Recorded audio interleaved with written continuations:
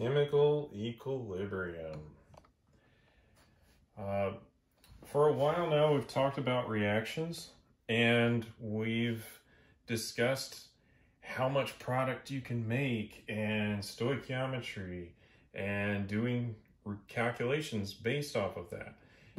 Figuring out how much products we can make from a given amount of reactants. Well, that all assumed that a reaction would go all the way to completion. That is, it would use up all of the reactants and turn them into products. But not all chemical reactions do that. Some of them stop part way before they've converted every reactant into products. And then a little back and forth starts. Some of the reactants will still continue to become products, but now some of the products will start becoming reactants.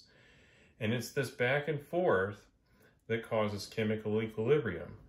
And chemical equilibrium is where all reactions head towards. And they eventually stop when they reach equilibrium.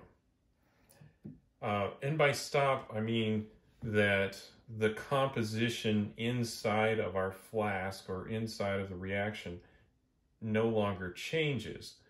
That isn't to say that some of the reactants are not still becoming products and some products are becoming reactants, but the rate at which that is happening is now equal. And so we normally indicate a chemical equilibrium exists between reactants and products using a double-headed arrow like this. So again, reactions are headed towards equilibrium.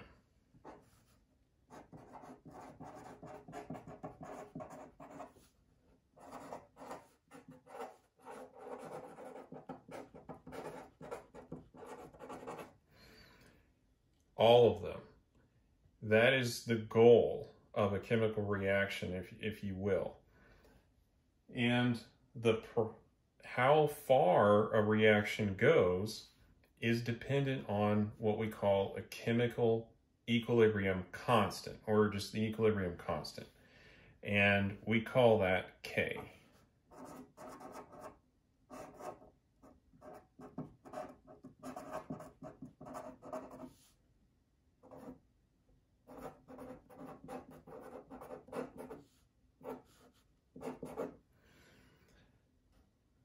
And the value of K will have an important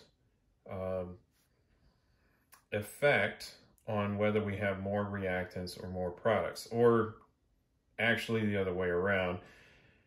Whether we have more products or reactants will determine the value of K, but we can infer what is going on based on the value of K.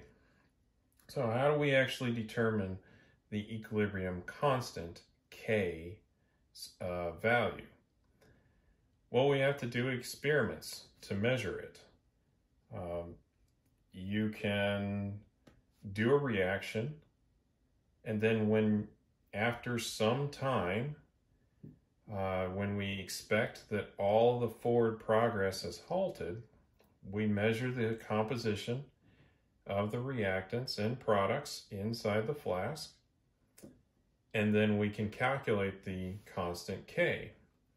Now, the equilibrium constant K is simply a ratio of products divided by reactants. There's a little bit more to it, but that's the main idea.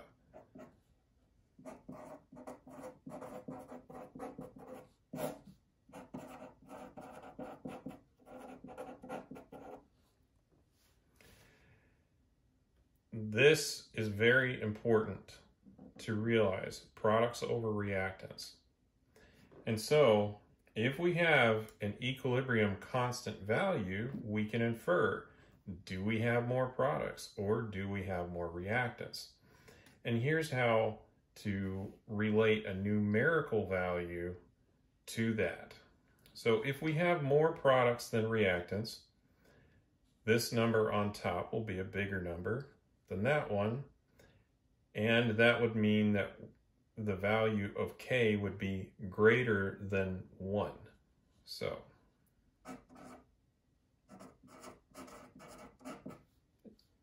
we call that product favored.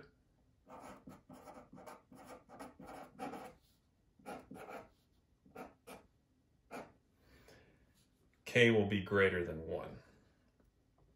And then for reactant favored, K will be less than 1, but greater than 0.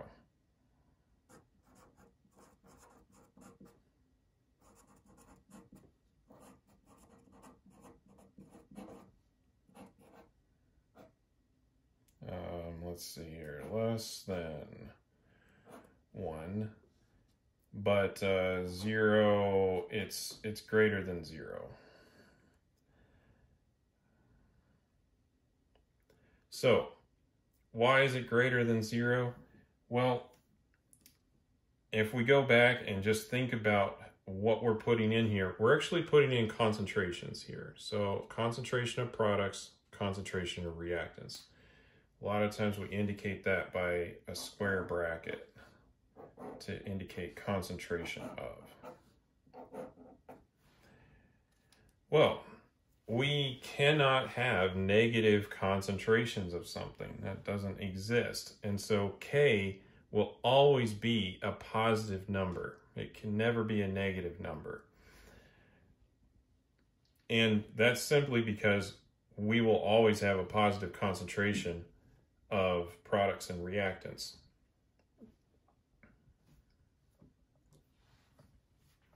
So that is a brief introduction to the equilibrium constant. Next, we'll talk about how to write the equilibrium expression and how this relates to chemical reactions. But that will be in the next video.